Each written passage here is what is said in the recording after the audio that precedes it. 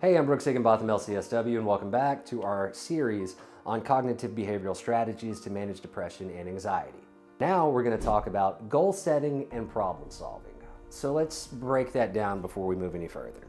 Goal setting is to be able to describe what we want, to be able to look at it in an attainable manner, and to take steps towards being able to achieve what we want.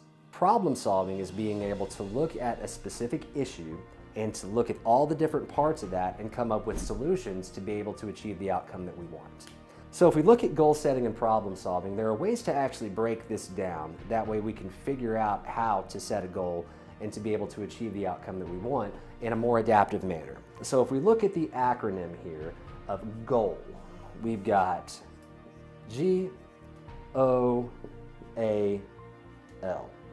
This is something that you can take with you and use today. So the first thing that we need to do in this is we need to gather. We want to gather data. We want to gather information. We want to gather as much stuff as we can possibly attain regarding our specific issue. So let's say if we have a problem of we need to be able to pay rent. Let's say that. And we need to gather as much information as possible. We need to know how much our rent is. We need to know what sources of income we have. We need to know how much excess we have. We need to know how short we are. We need the actual data to be able to put towards that problem.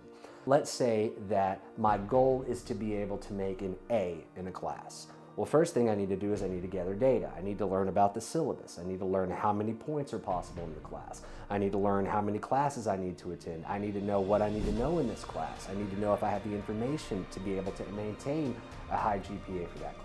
It's about gathering data and information seeking first. So first we want to do is gather data. Next, we want to organize. So organizing all of that data into specific things. Let's go back to our example of making an A in a specific class. And now we've got the syllabus, we know all of the information, we want to put it in specific places, binders, folders, whatever, a specific manageable thing if you want to do that, or you can just sort it in your brain. You can do whatever you want to do to be able to manage this as long as it works for you. A lot of people will pull out their phone and use their notes app. Some people will keep a video diary. Anything that works for you. If it works, work it. That's what's important. So organize your data, be able to put it down however you want to put it down. Put your papers in one stack, quizzes in another stack.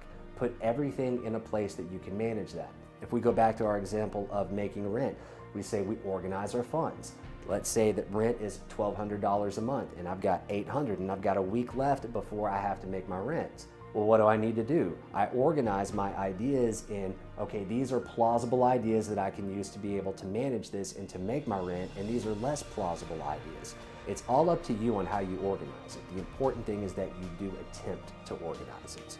Next, we've got analyze. So this is how it all goes together. Once you organize something, then you can analyze it.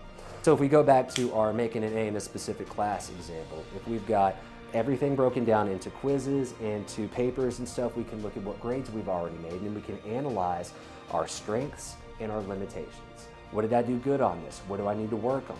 And we work on our limitations to be able to bring that stuff up.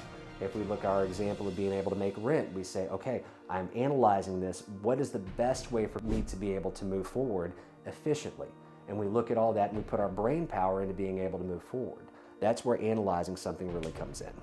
And then last but not least, learn. So if we take this into the 12 step, it's kind of like looking at a 9th 10th step, assets and liabilities. What did I do correctly? What did I do good? And what needs improvement? Holding up who I am against who I want to be and learning from those things. Okay, so if we go back to the example of making rent, I had $800 a week before rent was due. What do I learn from that? What do I do better next time? Maybe I manage my money differently. Maybe I don't spend as much money on shopping or entertainment or something along those lines. Maybe I spend more money and put more back at the beginning of the month so I'm not stressed out at the end of the month. That's what I can learn from that. We go back to the example of making an A in a specific class. What did I learn from that? Maybe it's I invest more in these papers and invest a little bit less in quizzes because the papers are worth more. That's where the analysis comes in, and that's where learning from that analysis and the organized data actually comes into play as well. So this is goal setting and problem solving, and one specific strategy that you can use to implement this goal setting and problem solving today to help you reduce some of your anxiety in regards to some of the issues that you may be having in your life.